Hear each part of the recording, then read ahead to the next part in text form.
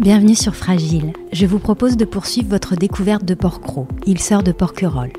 Plus sauvage, plus mystérieuse, plus lointaine, Porquerolles fut un haut lieu de villégiature intellectuelle pour des artistes et gens de lettres. Dans l'esprit de l'île, magnifique ouvrage paru aux éditions Claire Pollan dont je vous recommande vivement la lecture, Pierre Buffet, grande personnalité de Porquerolles, écrit « Ceux qui ont su s'implanter dans cette île avaient un supplément d'âme. Ils ont su se nourrir de la poésie de ce lieu et s'en sentir solidaires au point souvent de ne pouvoir s'en arracher. » Cette semaine, je reçois Raymond Tolary. Bonjour Raymond. Bonjour. Votre histoire familiale avec l'île démarre avec vos parents. Votre père, Lino, est débauché du Grand Hôtel à Toulon avant la guerre pour entrer au service de Madame Henry. Avec votre oncle Gilbert, il commence par cultiver les pommes de terre à la palue pour le compte de Madame Henry, les récoltes servant à alimenter les cuisines de l'hostellerie provençale. Il rencontre sa femme, votre mère, Isabelle, à la Valette, où ils se marient en 1939 et font leur voyage de noces à Porquerolles où ils s'installent. Après la guerre, votre père et votre mère reprennent leur service auprès des Henry au manoir, votre père en tant que jardinier, bagagiste, homme à tout faire, et votre mère comme femme de chambre. Raymond, vous voyez le jour en 1950, bien qu'étant né sur le continent, vous rejoignez Porquerolles alors que vous n'avez que quelques jours et vous allez grandir et passer une partie importante de votre vie exerçant en tant que marin-pêcheur. Avant d'évoquer votre jeunesse sur l'île et votre parcours, s'agissant de l'installation de vos parents à Porquerolles et des fonctions qu'ils ont exercées, voyez-vous des éléments à préciser, peut-être même à corriger dans ce que je viens d'expliquer? Voilà. Oui, donc mon père était un émigré italien. Mon père faisait partie d'une fratrie de 4 frères. L'aîné, Dominique, ensuite Gilbert, Lino et Roger. Et à cette époque-là, si vous voulez, l'Italie, c'était pas simple. Cette fratrie, sous l'emprise en quelque sorte du frère aîné, partait du pays parce que ils habitaient un petit village de montagne qui s'appelle Farneta. La préfecture, en quelque sorte, s'appelle Montefiorino, et c'est un endroit, si vous voulez, qui, quand le fascisme est arrivé, était absolument remonté contre l'autorité. D'ailleurs, il y a eu, dans les environs de Montefiorino, un massacre comparable à celui d'Oradour-sur-Glane. Donc, ces gens-là sont partis, et notamment, les premières expéditions qu'ils ont fait à l'étranger, c'était pour aller couper du bois. En Algérie, dans la région de Bougie, et il travaillait pour une entreprise qui coupait les chênes, parce qu'il y avait une chênerie, des forêts de chênes extraordinaires, pour faire les traverses de chemin de fer pour équiper le réseau. Et si vous voulez, là-bas, c'était à l'époque une région insalubre, ils ont attrapé ce fameux paludisme, ils n'ont plus pu retourner. Et le frère aîné, donc Dominique, s'est mis en quête de trouver un travail. Et si vous voulez, à l'époque, c'était ces gens-là se regroupaient. À Toulon, il y avait donc une colonie d'immigrés italiens. Et finalement, ils arrivent à trouver un emploi pour aller cultiver les patates à Porquerolles. Et les voilà, les 4 frères débarquent à Porquerolles pour aller cultiver les patates. Et pour la petite histoire, pour le compte de Madame Henry, mais sous l'autorité de Robert Buffet, le père de Pierre Buffet. Et donc, qui tenait l'hostellerie provençale avec sa femme à l'époque. Et donc, si vous voulez, je sais pas combien de temps ça a duré, ça, mon père était assez secret sur ce genre de truc, il était très pudique. Et vous savez en quelle année ils sont arrivés exactement? Eh bien, c'était dans les années 36, 37. Oui. 35, 36, 37. Et donc, le frère aîné décide de rentrer au pays parce que je crois que leur père est décédé, mon grand-père paternel, je l'ai pas connu, ni ma grand-mère paternelle. Et donc, il a dû rentrer au pays pour s'occuper de son petit frère aussi, Roger. Tous les deux sont rentrés au pays et sur l'île sont restés Gilbert et Lino. Voilà, donc si vous voulez, bon, il travaillait là-bas, mais de temps en temps, il descendait à terre, parce que quand on habite à Porquerolles et qu'on vient au continent, on descend. Hein. Et il descendait à Toulon, mon père rencontre donc ma mère, qui elle habitait chez ses parents, eux-mêmes immigrés, Mon grand-père était métayer dans une campagne aux alentours de la Valette du Var, là, la Coupiane. Et donc, ma mère travaillait au Grand Hôtel. C'est elle qui travaillait au Grand Hôtel. D'accord. Et donc, mon père fait sa connaissance. Et évidemment, il se marie. Il se marie en juin 1939. Regardez bien cette date. Et mon père dit à ma mère, je connais un endroit extraordinaire. Je vais t'emmener en voyage de noces. Ils sont allés à Porquerolles. Et ils ont pu bouger. Mais, en septembre, évidemment, la guerre est déclarée. Alors, mon père était donc employé par Madame Henry et s'est trouvé confronté à une situation un peu délicate parce que l'Italie et la France n'étaient pas très amis à ce moment-là et les Italiens sont venus occuper le sud. Le sud et notamment Porquerolles. Mon père et mon oncle Gilbert donc avaient décrété que leur vie c'était ici. Ils voulaient pas, ils se trouvaient bien là. C'était pour eux Porquerolles c'était un paradis. Et donc Madame Henry a trouvé une solution provisoire, c'est que ces gens-là se sont engagés en tant que volontaires dans l'armée française, ce qui leur a permis de pouvoir rester ici. Et si vous voulez, au bout d'un moment, l'occupation italienne qui se passait très bien. Parce que Porquerolles a été occupé successivement d'abord par les Italiens, donc l'occupation se passait bien, et ensuite l'île a été évacuée en 1943. Ça se passait très bien parce que, bon, il n'y avait pas de problème, mais nos amis les Allemands ne voyaient pas ça d'un mot d'œil. Exit les Italiens, ils sont venus à Porquerolles. Et les Allemands ont occupé Porquerolles. Et ils ont évacué Porquerolles, plus de population à Porquerolles. Et Porquerolles, si vous voulez, Porquerolles, ça a été un peu particulier. C'était la plus petite des trois îles, mais c'est celle qui avait le plus d'intérêt dans l'archipel. Je vais vous dire pourquoi. Parce que notre flotte de guerre, c'était la deuxième flotte mondiale à l'époque, en concurrence avec les Anglais. Et si vous voulez, ces bateaux qui étaient d'énormes cuirassés, lorsqu'ils partaient Toulon, qui était le port d'attache, il fallait une aire de repos. Et l'aire de repos, c'était la rade d'Hyères, composée par donc à l'ouest, si vous voulez, c'est facile entre la Tour Fondue et Porquerolles de fermer un filet anti-sous-marin. Ouais. Ensuite, des Mèdes, donc la partie la plus est de Porquerolles, un filet qui est venu jusqu'à Bagot, à Bagot, donc la petite île, et d'un endroit qui s'appelle la Marma, à côté de la plage de la Palue, le filet rejoignait le Cap Bénat. D'accord. Et l'ouverture de ce filet se faisait entre Bagot et la pointe sud de Porquerolles. Il y avait là un bateau qui s'appelait le Polyphème, à l'origine, qui ouvrait, qui fermait le filet, qui permettait aux navires de rentrer dans la rade d'Hyères, à l'abri, avec ce filet anti-sous-marin qui fermait cette rade. Et si vous voulez, stratégiquement, c'était important quand les Allemands ont franchi une démarcation, ils se sont emparés de ces installations et à leur compte. Donc, Porquerolles, il y avait une garnison importante, et d'ailleurs, les faits de guerre lors du débarquement, il y a eu les faits Porquerolles, pour nettoyer l'île, en quelque sorte, il a fallu 3 jours à des commandos canadiens qui ont débarqué au TUF, enfin bon, voilà. Donc, au sortir de la guerre, mes parents sont revenus. Alors, qu'ont-ils fait pendant la guerre? Alors, pendant la guerre, Madame Henry, qui avait de nombreux amis dans la région, elle a réussi à les faire embaucher dans un domaine qui s'appelle le domaine des Mesclans, qui est à Lacroix. Et donc, dès qu'ils ont pu, ils ont rejoint Porquerolles. Ils sont revenus à Porquerolles. Et alors, quand ils rentrent à Porquerolles, est-ce qu'ils reprennent service auprès des Henry? Ah, parbleu.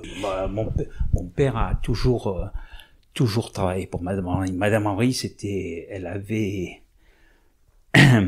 comment dire, une emprise sur les gens qui étaient extraordinaires. Vous allez m'en parler un petit peu. Si vous le permettez, Raymond, je vais lire juste un extrait des mémoires de Pierre Buffet, dans lesquels votre père et votre oncle sont mentionnés, votre mère également. Il est indiqué, donc, parmi ce personnel italien recruté par Madame Henry, il y avait en particulier 3 frères, des scieurs de long, métier très dur. Ils étaient costauds, très sobres, très résistants. C'étaient les frères Tolari. Dominique, Lino et Gilbert, devenus respectivement hommes à tout faire, bagagistes et jardiniers de Madame Henry. Pendant longtemps, le parc du manoir a été balayé par Lino Tolari, qui fabriquait ses balais avec des bruyères séchées. Il tenait son balai à l'horizontale, ce qui faisait un doux bruit sans racler la terre en profondeur. Lino avait une femme, Isabelle, sœur de Raphaël Righi, le père de notre Gilles actuel.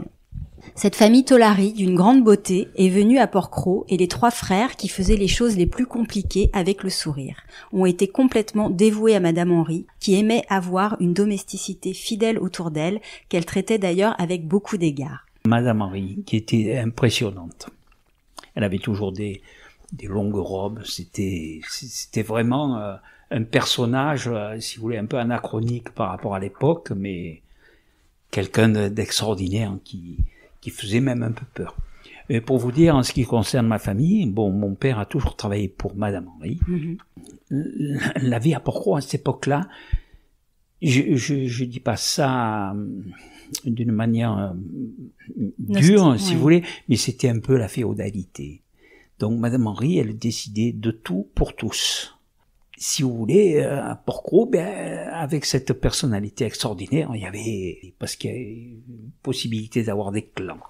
Et là, je fais allusion à l'autre grande propriétaire de Porquerolles, Madame Desmarais, et si vous voulez, ça n'a pas toujours été rose entre ces 2 dames. Et, bon.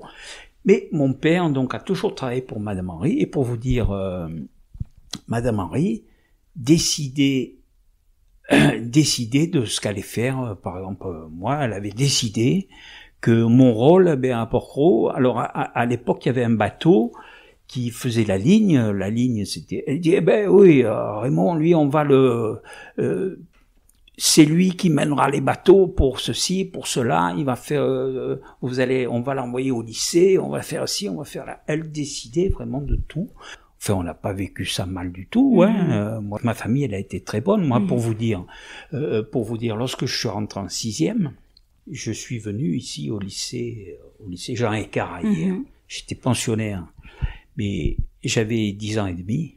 J'avais jamais quitté Porquerolles ni mes parents. Vous savez un peu, ça a été très difficile pour moi. Madame Henry, voyant ma détresse, elle a dit, non.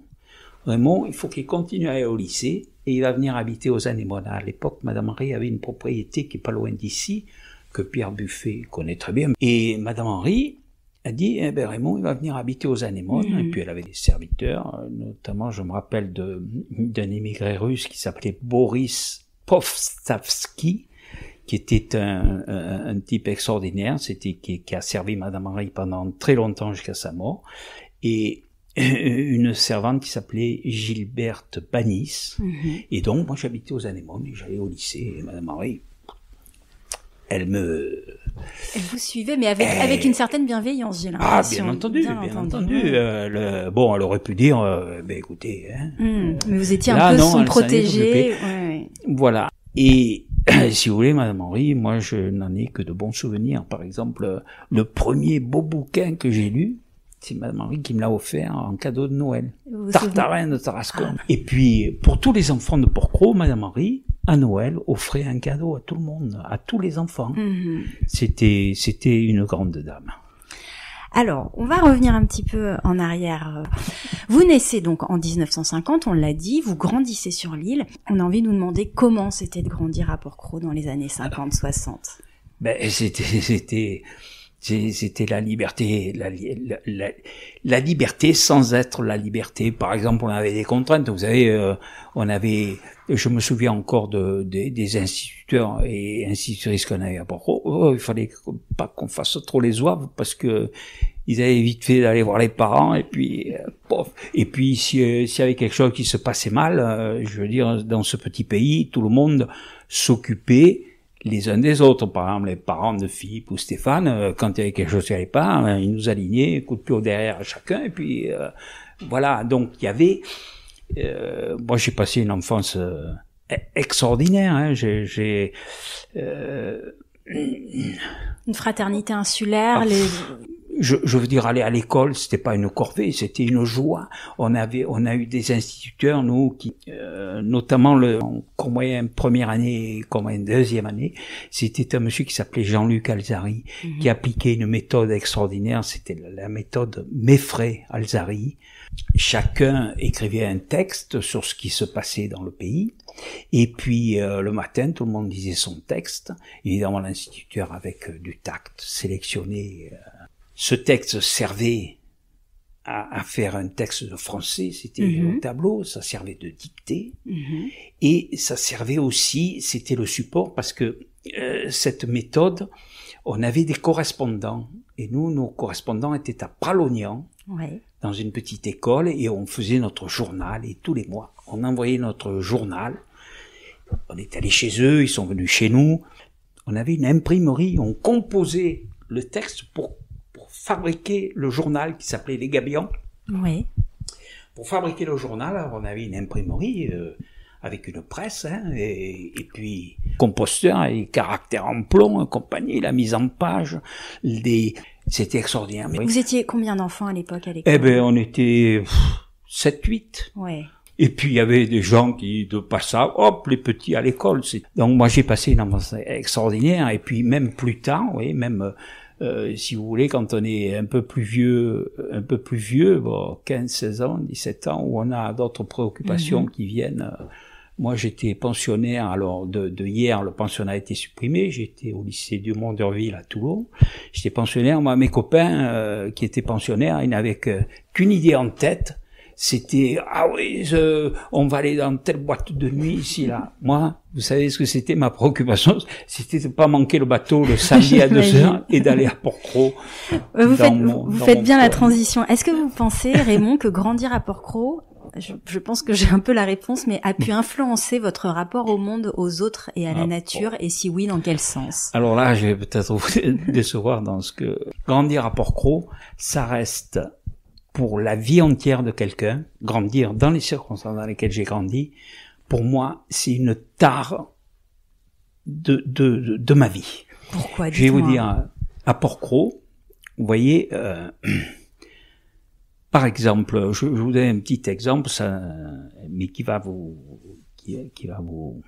imaginer ce que je veux dire. Vous voyez, quand on était petits, nous, avec mes copains d'école là-bas, quand il y avait quelqu'un qui débarquait sur l'île et qui fumait, par exemple, eh ben nous on était plus virulents que tous les gardes du parc national réunis depuis pour dire il faut pas fumer. Et les gens ils étaient étonnés de dire mais qu'est-ce que c'est que ces de votre petits île. Ouais. Donc si vous voulez, nous on avait un rapport viscéral. Un rapport viscéral. Ce qu'il y a, c'est que quand on grandit à Porquerolles, vous voyez. La vie, on peut comparer ça à un tableau de bord. Quand vous êtes dans votre voiture, vous appuyez sur le truc pour mettre les essuie-glaces en marche, ça marche tout de suite. À Porquerolles, vous appuyez sur le bouton, dans la seconde, vous avez la réponse.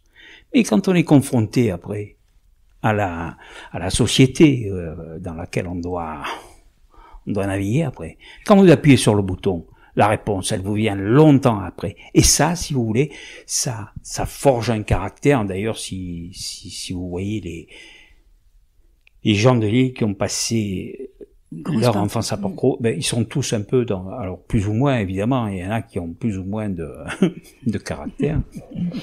Et qui ne pensent pas comme moi. Mais moi, je crois que ça a été, Porquerolles, ça m'a donné une façon de voir les choses qui m'a pas toujours servi d'ailleurs, parce que, bon, moi j'ai toujours eu un franc-parler, même professionnellement, donc, voilà, Porquerolles, c'est un bonheur, mais c'est aussi un handicap. Pour moi, enfin, je dis pas que ça a été un handicap, mais disons a posteriori, parce que si vous vous souvenez vos années de jeunesse, est-ce que vous portez plutôt un regard peut-être pas nostalgique, mais plutôt vous vous dites que vous avez une jeunesse en pleine nature plutôt privilégiée ou pas? Ah, parbleu, privilégié. Mais oui, c'est un privilège extraordinaire d'avoir grandi là-bas.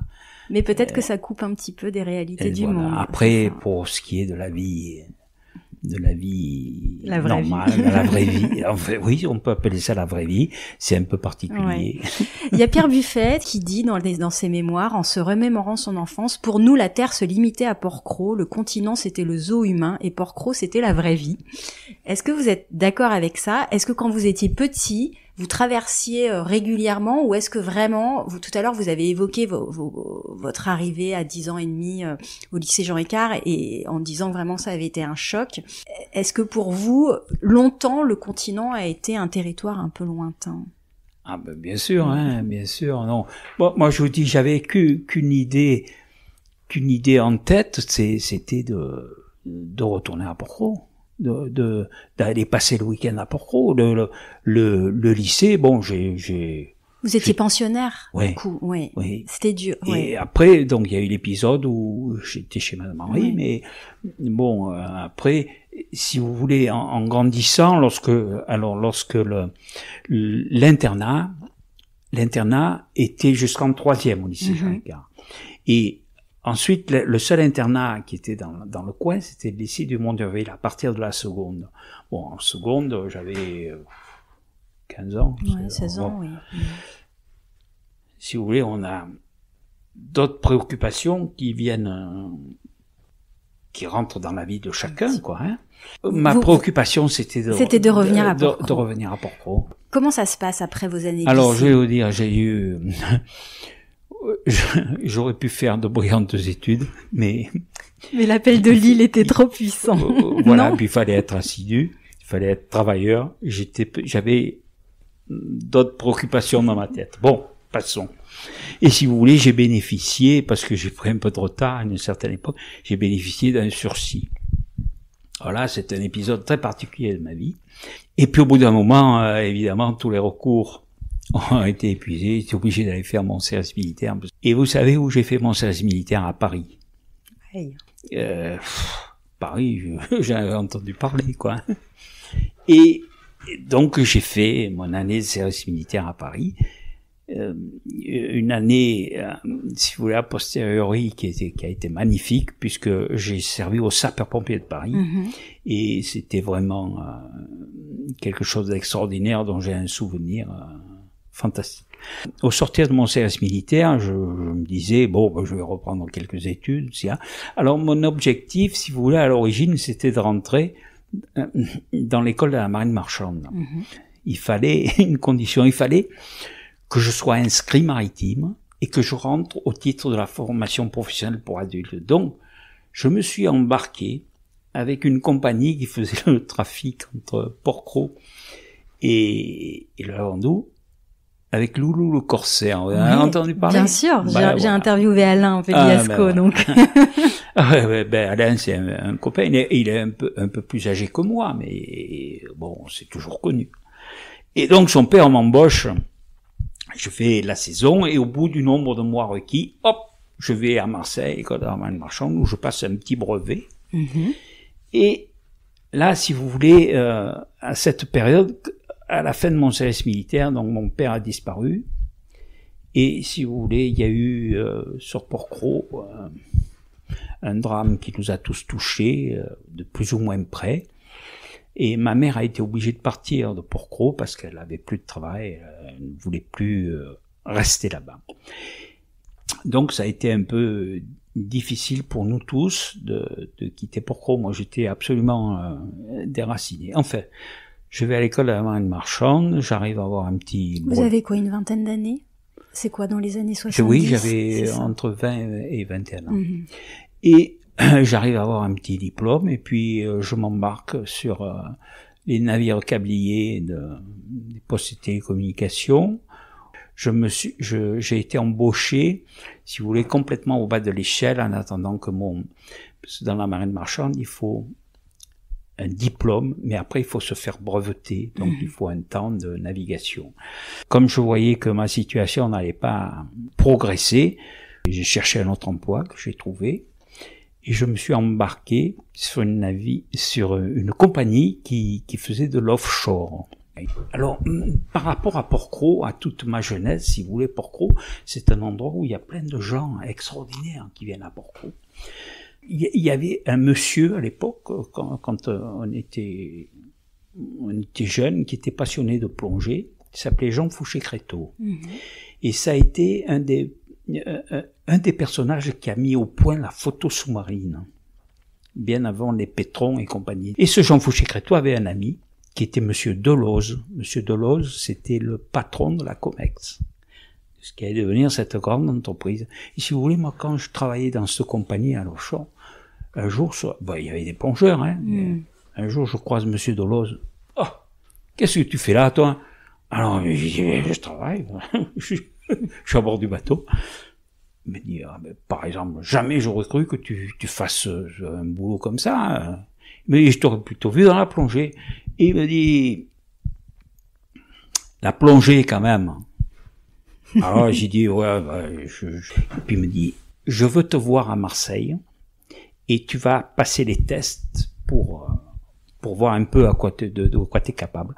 Et évidemment, je suis allé faire un petit stage à la Comex à Marseille, puis Delos, il me dit, à l'époque, j'avais satisfait au test et je fais la formation.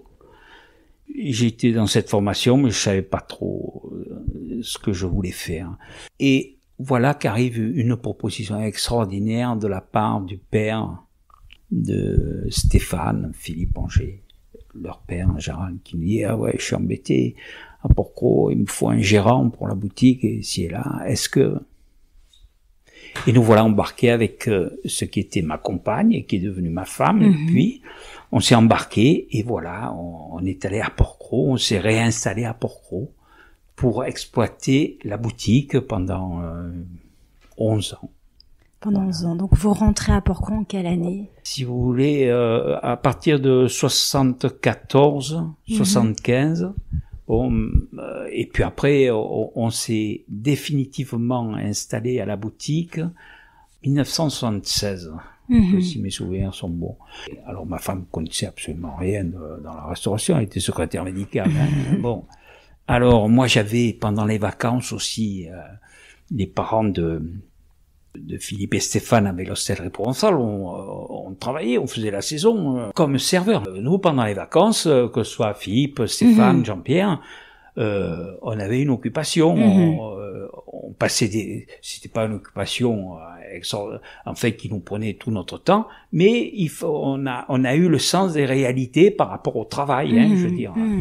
Et donc moi j'avais quelques notions en restauration et puis voilà, on s'est embarqué là-dedans. Alors précisez-moi parce que vous parlez de la boutique, c'était un restaurant, c'était non, alors la boutique début. C'était magasin général. Nous quand on a pris la boutique, c'était bar, restaurant, tabac. D'accord. Le magasin général, c'était un bazar, ça n'existait plus.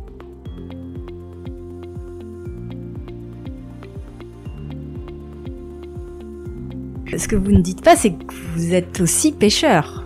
Alors, voilà.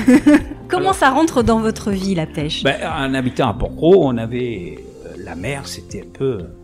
Et puis, Michel, quand j'étais j'avais 7, 8 ans, 9 ans, moi, ça me plaisait la pêche. Et Michel, il m'a emmené avec lui sur son bateau. C'est lui un peu qui m'a donné le goût qui vous a initié. De la pêche. Après, si vous voulez, en grandissant, j'ai un peu délaissé Michel. Et après, on a fait de la plongée. Et puis, avec les pères de Stéphane, il y avait l'école de plongée du Lavandou qui venait régulièrement. Donc, on a la mer. L'univers marin, c'était, ouais. Voilà, ouais. C'était notre vie, je veux dire. Il y avait beaucoup de pêcheurs à l'époque ou pas? Alors, à l'époque, il y avait, donc, le père de Jean-Claude a été pêcheur, Marius. Il y avait, Henri Pascal, qui était pêcheur. Il y avait monsieur Étienne Papassodi. Et puis, il y avait des pêcheurs un peu plus éphémères, qui étaient, Jeannot Berthelot, qui avait épousé une des filles Bonfanti, et un autre personnage qui s'appelait Jeannot Valoris. Vous avez exercé en tant que pêcheur, parce que là, vous me parlez de la boutique, vous reprenez la gestion de la boutique. Alors donc, arrive cette proposition, on part à Porquerolles. Et moi, évidemment, la première personne que je suis allé voir, vous savez, c'est Michel Ferry. J'ai dit, il m'a dit, ah ouais, tu vas faire ci, tu vas faire là, parce que Michel, il était très directif. Alors, j'ai dit, et il m'avait mis en tête, il m'a dit, tu sais, lui, c'est ce qu'il faisait, il était pêcheur, il vendait le produit de sa pêche, là, c'était une bonne solution, Enfin, il a pas eu trop de mal à me convaincre, Et j'ai acheté, mon premier bateau de pêche au mois de novembre 1977. J'ai acheté ce bateau de pêche à quelqu'un du Levant, Jojo Berne. Et je l'ai armé pour la première fois le 2 décembre 1977 en tant que patron pêcheur. D'accord. Et voilà. Donc j'ai débuté la pêche à cette époque-là. pêcher pour vendre le poisson au restaurant. Et on gagnait très bien notre vie tout en respectant, si vous voulez, vous allez à Port-Cros maintenant en été, vous avez juste des bandades. Moi, quand j'arrive, là, ça me fait, j'ai envie de pleurer, tellement c'est pas beau. À l'époque, je veux dire, c'était rustique, mais il y avait une certaine uniformité, il y a un certain calme. Maintenant, il y a la musique à bloc. Je veux dire, nous aussi, on aimait la musique, hein. Quand le bal du 14 juillet était annulé, on n'était pas content quand on était minot. Mais je veux dire, c'est toute la journée maintenant, c'est beaucoup trop. C'est beaucoup trop. Et nous, on a travaillé dans ce restaurant d'une manière propre par rapport au site, quoi, si je peux dire. Voilà, respectueusement. Vous pêchiez seul à l'époque? Ah oui, j'ai toujours pêché seul. Ouais. Enfin, à part quelques rares exceptions, ben oui, c'est des petits bateaux où on peut pas être nombreux. Vous avez été initié jeune, on l'a compris, par Michel Ferry. Vous devenez vraiment pêcheur, donc vous avez quoi, 27, 28 ans à peu près? Oui, c'est voilà, ça. Hein. 26 ans. C'est ça. Oui, en 77, l'armement du bateau, effectivement, 27 ans. Ouais. Est-ce que vous avez eu des expériences en mer où vous vous êtes peut-être fait peur ou des expériences difficiles en mer? Ça, je vous arrête tout de suite. Si on a peur en mer et qu'on est marin, c'est pas la peine. C'est pas la peine. Est-ce que vous avez des souvenirs marquants de votre vie de pêcheur à Port-Cros? Bien sûr, oui, il y a des aventures qui arrivent. Bon, je dis pas que j'ai eu peur, mais fallait réagir comme il faut, mais je veux dire, ce qui se passe sur le bateau, ça doit rester sur le bateau. Ou on est terrien, ou on est marin. Voilà.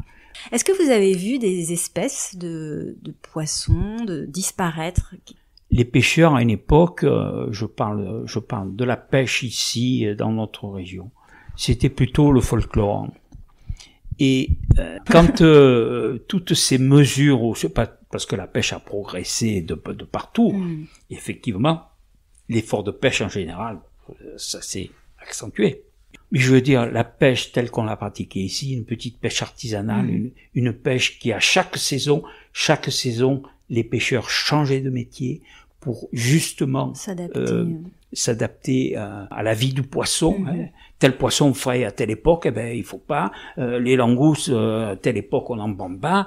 On pratique tel art de telle époque à telle époque, ainsi de suite. Vous savez, la Méditerranée est partagée en prud'homie. Et chaque prud'homie fait son propre règlement en accord avec le règlement général. Donc, moi, si vous voulez, effectivement, il y a des espèces qui... Alors moi, je dis pas qu'elles disparaissent. Je dis que la Méditerranée, qui est quand même... c'est grand, mais c'est petit.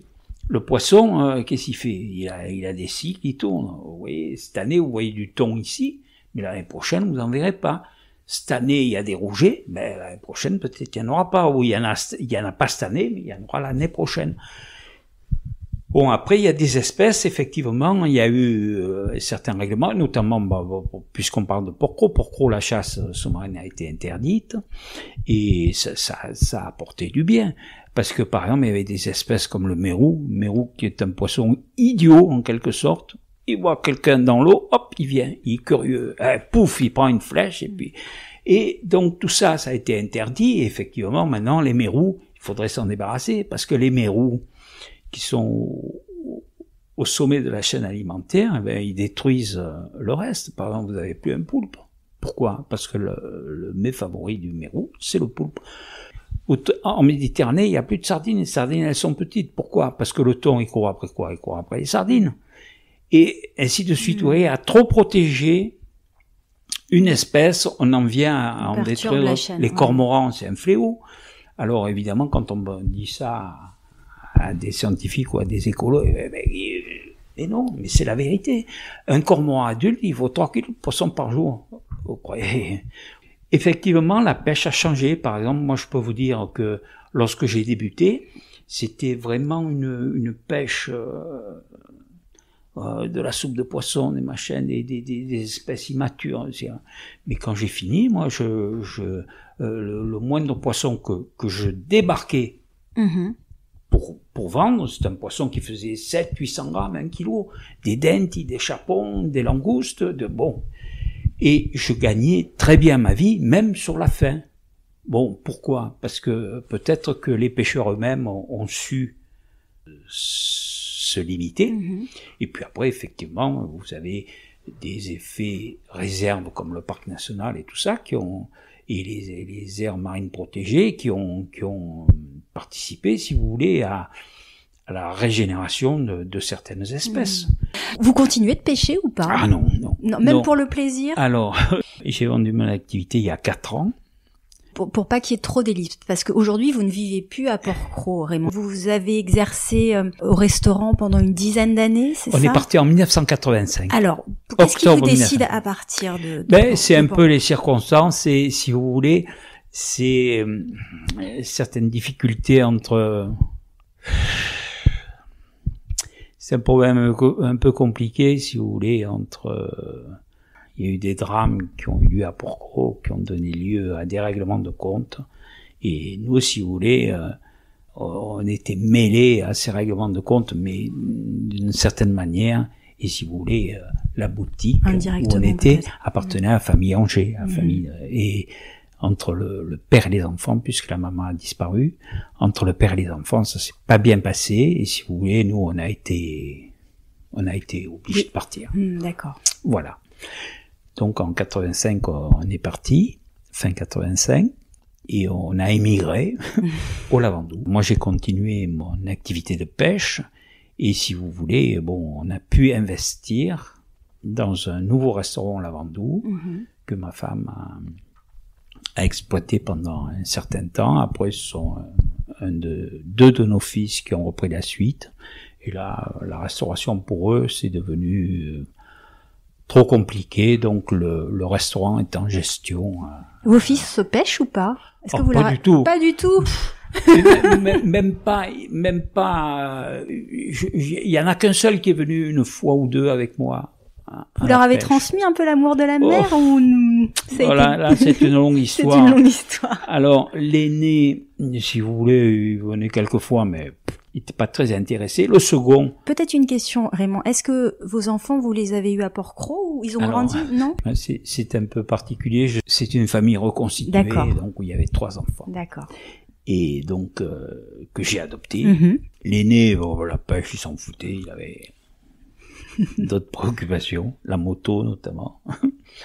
Le deuxième, alors, qui était beaucoup plus proche de moi, j'ai réussi à lui, ça c'est pas bien, j'ai réussi à lui faire ce que j'avais tout raté, c'est-à-dire faire de brillantes études, passer le concours de la marine marchande, rentrer à l'école de la marine marchande par la grande porte et obtenir un diplôme qui à l'époque faisait rêver, qui a été, maintenant ça s'appelle plus comme ça, mais à l'époque ça s'appelait le diplôme de capitaine au concours. Et lui, il a eu ce beau diplôme de capitaine de première classe de navigation maritime, ça s'appelle maintenant.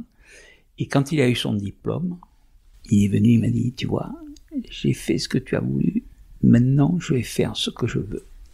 Et puis, à une époque, moi j'avais monté une petite société, j'avais une vitrine sur le port du Lavandou, c'était un magasin d'accastillage. Il a pris la suite, alors c'est un fanat de planches à voile, été comme hiver, et puis ils vendent des planches à voile maintenant. Bon, il est resté dans l'univers marin. Voilà, mais autrement, ils n'ont pas été passionnés par ce que je faisais. Non. Ils aimaient bien manger le poisson, mais c'est tout. C'est déjà pas mal. Alors vous revenez sur le continent. Est-ce que sans revenir sur les épisodes douloureux, mais le retour sur le continent, pour vous, ça a été un épisode difficile ou quitter l'île de Port-Cros? Ah ben oui, ça a été difficile.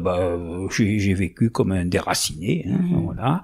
Et alors, pour vous dire maintenant, quand on habitait à Port-Cros, avec les enfants, c'est un peu difficile. Bon, il faut penser que Port-Cros, les petits, il faut qu'ils aillent au continent pour faire des études. Bien sûr, bien sûr. Il faut quand même. Si vous voulez, Port-Cros étant sur la commune d'Hyères, on a pu investir dans un terrain et on a fait construire une maison à Hyères. et pour être sur la même commune. Et si vous voulez, l'hiver, on passait quand même D'accord. le plupart de notre temps ailleurs. D'accord. Donc vous n'étiez pas à 100% à Porquerolles. Et non, oui. Non, mais petit à l'école, bien sûr, oui. 3 minots, Bien sûr. dans des... Alors, ils étaient pensionnaires aussi, hein, parce que, bon, nous, l'hiver, on pouvait s'en occuper, mais après, dès que le printemps arrivait, il fallait qu'on aille là-bas pour travailler. On était à cheval entre Porquerolles, comme font la plupart des habitants maintenant. Hein. On peut pas, à moins d'être libéré de toute contrainte, on peut rester sur Porquerolles, mais autrement, on peut pas. Donc voilà, on s'est partagé entre Porquerolles, mais pour moi, ça a été un déracinement total. Vous y retourniez quand même régulièrement? Pas Oui, mais alors... Maintenant, ça s'est un peu apaisé, mais il y a quelque temps de ça, on sentait en allant à Porquerolles une certaine tension. Vous savez, dans la vie, bon, je sais pas où vous en êtes, mais vous avez un parcours, et puis au cours de votre parcours, vous rencontrez quelqu'un, et puis ce quelqu'un, on s'éloigne progressivement de certaines choses, ou à gauche ou à droite, mais c'est pas forcément ce qui plaît à tout le monde. Donc, après, c'est les aléas de la vie. Et si vous voulez, maintenant, il y a eu des changements dans certaines situations qui ont fait que on s'est un peu rapproché, que le climat s'est apaisé. Pour vous dire, tout à l'heure, vous me parliez si j'allais à la pêche encore. Donc, quand j'ai vendu mon activité, je me suis dit, tiens, maintenant, on va profiter un peu de la mer. J'ai acheté un petit bateau. Alors, il faut vous dire que ma femme a habité longtemps sur Porquerolles, mais elle a toujours eu mal de mer, même pendant la traversée de 35 minutes. C'est un compliqué. Problème. Et le bateau, alors je me suis dit, je vais acheter un bateau suffisamment conséquent pour qu'on puisse aller passer un week-end à Porquerolles sur notre bateau. Bon. Ça marche pas. Ça marche pas. Et en plus, moi, j'ai du mal à considérer la mer comme un espace de loisir. Pour moi, la mer, c'est toujours un espace de travail. Donc, quand je prends un bateau, même si c'est le mien, je me dis, mais voilà. Alors c'est un peu particulier. Enfin, ça fait 3 ans que j'ai acheté ce bateau. Je suis sorti quelques fois, mais pas beaucoup. Ah bon.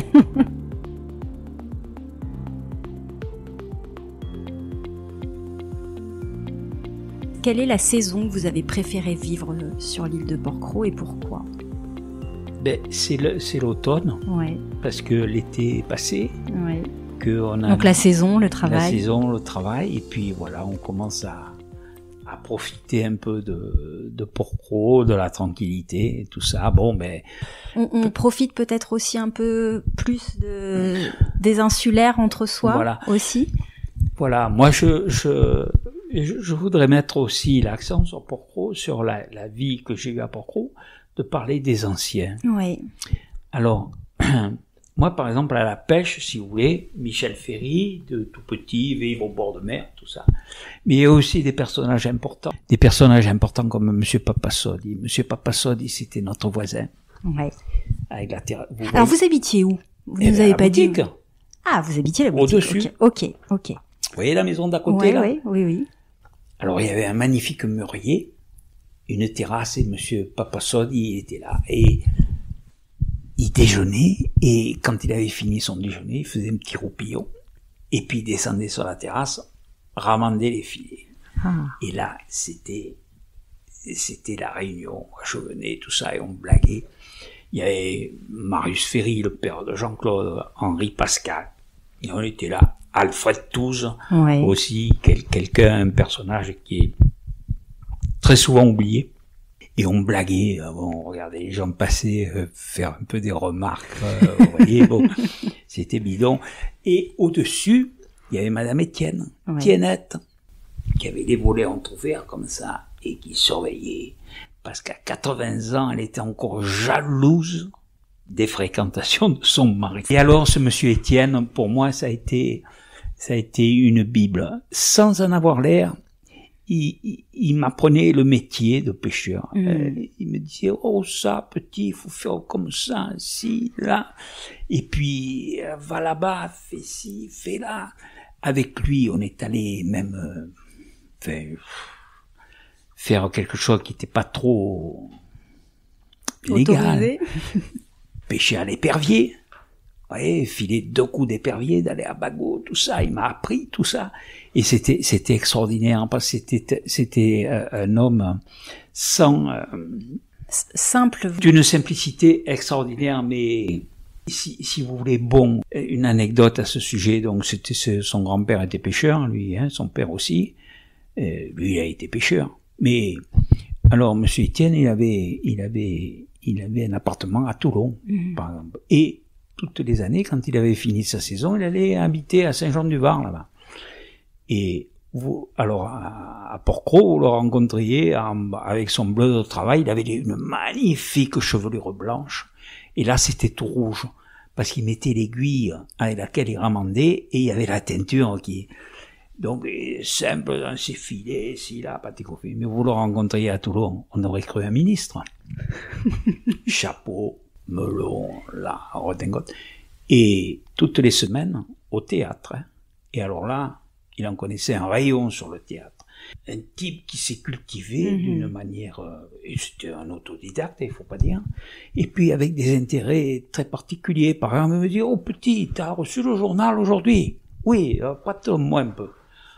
Il se mettait sur la table, là, c'était pas la revue nécrologique qui regardait, c'était les cours de la bourse. Et le type, il disait, oh ben ça, ben...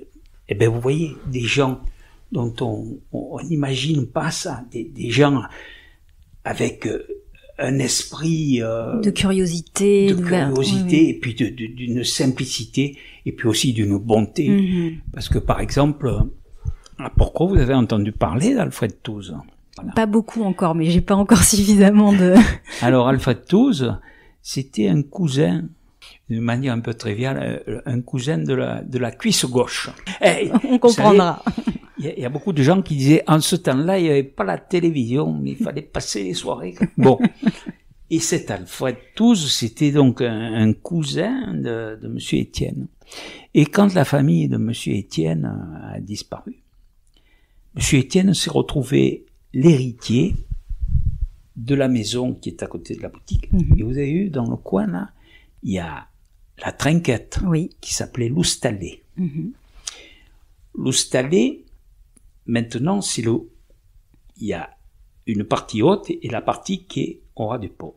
Alors, celle qui est au ras du port, c'était un bâtiment de la marine qui faisait partie de la maison où habite Mado, où habite Joël. C'était un truc de la marine. Et les parents de Mado avaient créé une entité qui s'appelait le Cabanon. C'était un bistrot. Et en haut, c'est revenu à monsieur Étienne. Je vous parle de ça il y a des années. Donc, il hérite de tout ça. Et son petit cousin, Alfred, et le demi-frère d'Alfred, Barbe Noire, Jeannot, il s'appelait, Jeannot Touze et Alfred Touze, qui étaient demi-frères, se retrouvent sans rien. Ben, vous savez ce qu'il a fait, monsieur Étienne? Il a dit, moi j'ai la maison ici, et là, en haut, je vais partager en deux, la moitié pour Alfred et la moitié pour Jeannot. Vous voyez la bonté de cet homme, parce que sur le testament, ils n'avaient pas été notés. Donc, vous voyez, monsieur Étienne, un personnage extraordinaire qui est un peu oublié, qui est mort en 1985, mais avant 1985, on a pu, et je peux dire qu'avec Michel Ferry, on a œuvré pour ça, on a pu le faire décorer du mérite maritime sur l'île, magnifique, devant chez lui. Et parce que monsieur Étienne, il est mort, il avait 86 ans, je crois. Il ne travaillait qu'en saison. Eh ben, c'était le seul pêcheur de cet âge-là qui armait son bateau pendant 6 mois pour aller travailler. Parce qu'il ne voulait pas être en reste avec l'administration. C'est-à-dire, et puis il disait, j'arme à partir de telle date, le jour d'avant, il n'allait pas travailler. Il attendait le jour. Et je travaille jusqu'à tel jour, je désarme. Et donc, voilà, monsieur Étienne. Après, il y a eu donc un autre pêcheur qu'on appelait Tonton, Henri Pascal, qui lui, lui, si vous voulez, il était devenu gardien de la maison des Balaïs. Vous voyez, oui. Il était gardien, mais il était pêcheur aussi. Et ça a été avec Monsieur Étienne. Ils étaient de la même génération, putain. Alors Étienne, il m'a raconté, il me dit, tu te rends compte, des fois, il partait à la rame pour pas que je l'entende partir, parce que il partait plus tôt que moi. Vous voyez, des trucs comme ça. Puis il y avait Marius Ferry aussi. Alors lui, il était extraordinaire. Marius, j'aimais bien. Le père de Jean-Claude. Le père de Jean-Claude. Ouais. Alors lui, il parlait pas beaucoup, mais des fois, il balançait. Et puis, il avait, alors, ses copains de la génération, il le chambrait un peu. Il disait, oh oui, toi, t'entends pas. T'es sourd. Et puis lui, il disait, oh, moi, j'entends ce que je veux. Des personnages. Ce que vous voulez nous dire par là, c'est que c'était vraiment une époque Alfred de personnages. Que tout le monde prenait, vous allez voir, vous en parler avec... les gens s'en souviennent. Vous voyez, sous couvert d'une simplicité, c'est un type qui, à un moment de sa vie, il y a des gens qu'il invitait à Paris pour que ce monsieur vienne raconter des histoires. Et puis, il a eu des fréquentations dont personne ne se souvient. Par exemple, vous prenez un type comme Georges Pompidou, il venait boire le coup le soir à Port-Cros, sur la terrasse, il venait boire le canon de rouge avec Alfred. Et il parlait de ceci, il parlait de cela. Alfred, il était passionné d'opéra. Il avait un tourne-disque, il mettait les opéras de machin, et puis il était sur sa terrasse, là, il mimait, ce problème. Alors tout le monde disait, mais il est gaga. Mais moi, je l'ai vu dans des conversations un jour, là, il venait de temps en temps, là, le soir, il venait quand il y avait tous ses clients, là. Puis un jour, je sais pas, il s'embrigade avec quelqu'un qui commence à parler d'opéra, de machin. Oh, lui, il a dit, mais dites-moi, moi, cet opéra, je suis allé le voir à tel endroit, si là, mais vous vous trompez en disant que c'est un tel qui l'a chanté. Et il était très connaisseur. Il était... Et moi, j'aimais beaucoup ces personnages. Quand on est petit, on les regarde comme ça, et puis après, c'est vrai qu'ils font un peu peur, mais après, c'est fantastique. Une anecdote, vous connaissez Cyrielle? Je la connais pas personnellement. Alors, son papa, c'était un émigré italien, aussi, Cyr. Oui. Vous avez entendu parler? Oui, j'ai entendu parler de Cyr. Cyr, c'était l'homme à tout faire, mais avec Alfred. Oh, putain. S'ils auraient pu se tuer. Ah. Et voilà qu'Alfred Pocher, qui était, par exemple, Alfred, c'était un type petit, mais avec une musculature terrible. Et il y en a beaucoup qui disent que si quelqu'un l'avait pris en main, c'est un type qui, sportivement, dans le domaine de la natation, il aurait pu faire des résultats extraordinaires. Il est mort noyé, Pocher. Un jour, il s'est mis au soleil, il s'est foutu à l'eau, il est mort d'hydrocution. Bon, Alfred meurt. Et voilà qu'on enterre Alfred. Alors, à Port-Cros, là, vous avez une tombe avec quelqu'un, son parent est mort, ben, qu'est-ce qu'on fait? On creuse le trou, on ramasse les os, on les met dans un sac à côté, et on met le cercueil suivant. Et il y avait son demi-frère, Alfred, qui était mort, là. Le chargé, pour creuser les trous, c'est Cyr. Putain. Il monte au cimetière. Il râlait toujours. Creuse le trou. On a un curé qui, à l'époque, était extraordinaire, dont peut-être vous avez entendu parler, l'abbé Bourgier. Oui. Qui vient faire la messe pour Alfred. Et on le monte au cimetière. On le monte sur les épaules. Hein. Ouais. Et alors Alfred, il est enterré côté mer. Il y a le mur et puis il y a une petite allée là. Putain, le curé qui fait ça. On met le machin. Le cercueil comme ça. Penché. Le trou pas assez grand. Évidemment, on a rigolé un peu tous, mais gentiment. Et le curé, oh, Cyr, le truc. Et Cyr qui arrive, il a Tu te rends compte, parce qu'il avait un accent, tu te rends compte, même mort, il m'emmerde encore. Évidemment, on croit ci et là. Puis après, il y avait Pierre Buffet.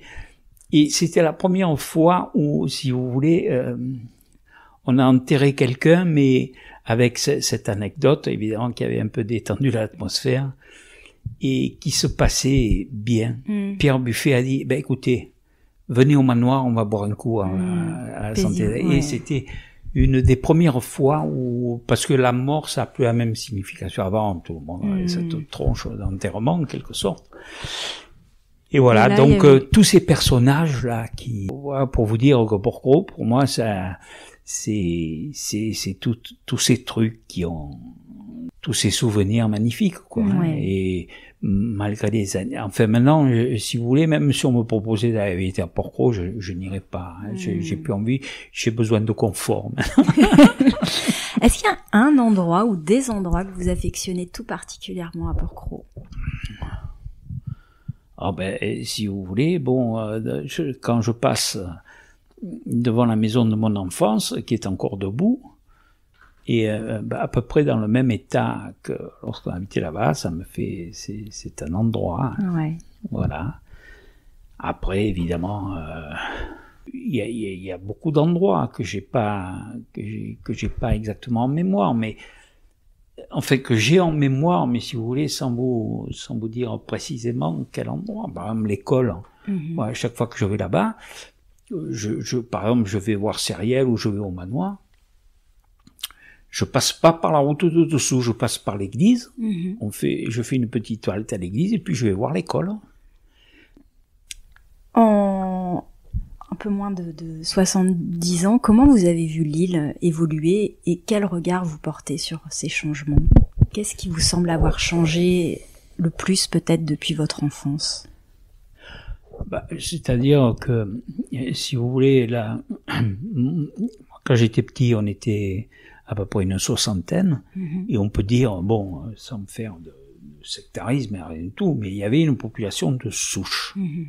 C'est-à-dire que, bon, en été, on était plus nombreux parce qu'il y avait des touristes, mais en hiver, on se retrouvait quand même 40, 50, 60, il y avait l'école qui était ouverte, il y avait une vraie vie de village. Il y avait une vraie vie. Maintenant, vous allez à Porquerolles, il n'y a plus de vie. Il n'y a plus de vie. Vous allez au mois de février, qui est le mois le plus mauvais, vous allez là-bas, mais il y a personne. Il y a combien d'habitants? Une dizaine? Je sais même pas, une dizaine. Ouais.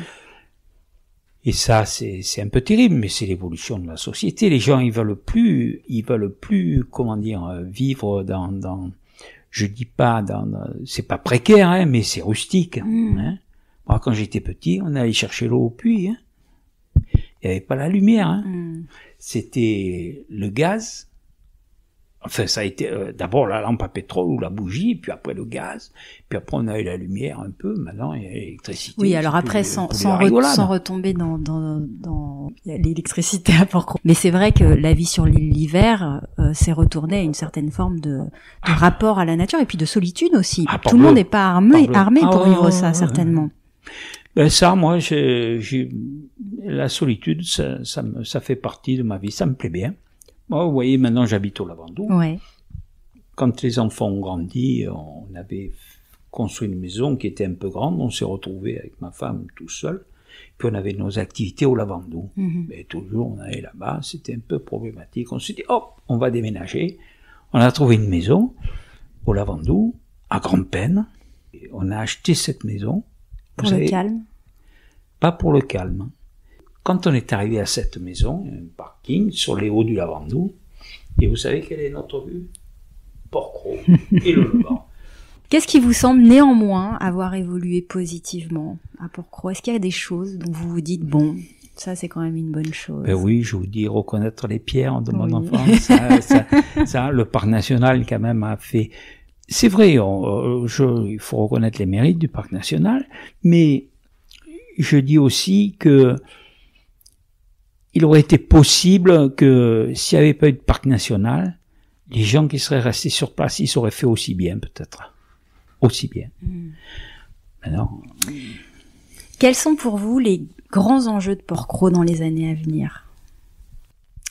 Moi, vous voyez, j'ai une peur, c'est que le parc national, évidemment, a pris une importance considérable à Porquerolles. C'est les maîtres d'œuvre, en quelque sorte. Hein. Mais j'ai peur que, au fil du temps, l'État se désintéresse un peu de cet endroit, qui est quand même un endroit... Enfin, normalement, c'est un établissement public qui doit subvenir à ses propres besoins, mais ça va être compliqué, parce que maintenant, on envisage une limitation du tourisme et ainsi de suite. Donc, je sais pas dans quelle mesure l'État se désengagera pas, et qu'on en vienne à une gestion privée, type Brésil. Au Brésil, il y a des parcs nationaux qui sont gérés par des sociétés privées. Et alors là... Vous pensez quoi de la fréquentation touristique? Alors évidemment, Porquerolles, c'est pas Porquerolles, mais qu'est-ce que vous pensez vous pensez qu'il y a trop de monde l'été ou pas? Oui, on peut penser qu'il y a un peu trop de monde, mais moi, du temps où on était à Porquerolles, où on travaillait à Porquerolles, il y avait peut-être moins de monde que ça, et on arrivait à très bien travailler. Maintenant, si vous voulez, par rapport à la publicité qui se fait, quoique sur Porquerolles, on n'en parle pas beaucoup. Par exemple, à la télévision, quand il y a une émission, on dit Porquerolles. Porquerolles, très souvent, on n'en parle pas. Mais enfin, bon, c'est peut-être bien. Ça, c'est un peu blessant pour ceux qui se reconnaîtront. Mais si vous voulez avoir une clientèle de qualité, il faut faire un travail de qualité. Un citron, une fois que vous l'avez pressé, il reste plus grand chose. Et c'est ça qu'il faudrait pas perdre de vue. C'est-à-dire que vous êtes obligé d'avoir plus de monde parce que les gens qui viennent, par exemple, telle année, ils ne reviennent pas parce qu'ils sont déçus. Et donc, on est obligé de renouveler. Et ça, je sais pas si les gens qui travaillent là-bas ont conscience de ça. Enfin, moi, c'est mon point de vue maintenant. Je sais pas, mais l'avenir de Porquerolles, bon, j'espère qu'il sera aussi beau que le passé. Il me reste 2 questions, Raymond. Quelle est votre définition du Porquerollisien? C'est un être particulier, avec un raisonnement particulier, qui est apprécié de certains mais détesté par d'autres. On a certaines personnes du continent, par exemple, entendent parler de quelque chose et ils se disent « Hop, ça, c'est un insulaire ». Et donc, on a un peu cette réputation de comment dire, un Porquerollisien, il se considère un peu comme un personnage pas commun, quoi. Hein. Particulier, oui. Voilà. Quand vous pensez à Porquerolles, c'est ma dernière question, Raymond. Quand vous pensez à Porquerolles, quelle est la première image qui vous vient immédiatement à l'esprit? Je sais pas, c'est une image, un souvenir avec mes parents de ma petite enfance qui... Oui, c'est l'enfance que j'ai eue avec mes parents. Bon, Porquerolles, pour moi, c'est un peu indéfinissable. Chaque image est une image magnifique pour moi. Hein. Voilà. Ce serait plutôt une image de votre enfance. Peut-être une image avec vos parents. Vous voyez, tous les gens, y compris, mais personne n'échappe à ça. On se dit toujours, avant c'était mieux. Mais avant c'était mieux, pourquoi? Hein? Parce qu'on était jeunes. Voilà, vous avez compris. Oui, vous avez tout compris. Si avant c'était mieux, si avant c'était mieux, demain, ce sera avant par rapport à après-demain. Et donc, demain, ce sera mieux. Bien sûr. Vous voyez ce que je veux dire? Tout à fait. Tout est relatif, bien sûr. Voilà. Donc, pour moi, Porquerolles, ça sera un endroit magnifique. Merci infiniment, Raymond, pour votre beau témoignage, votre belle parole sur cette île. Merci à Raymond pour sa générosité et ses talents de conteur. Pour retrouver toutes les notes de l'épisode, rendez-vous sur fragileporquerolle.toutattaché.com. Si ce n'est pas déjà fait, vous pouvez toujours vous abonner au podcast Fragile sur Apple Podcasts, Deezer, Spotify ou toute autre plateforme d'écoute. Cela vous permettra d'être notifié des nouveaux épisodes tous les 15 jours. Et si cet épisode vous a plu, surtout, n'hésitez pas à en parler autour de vous.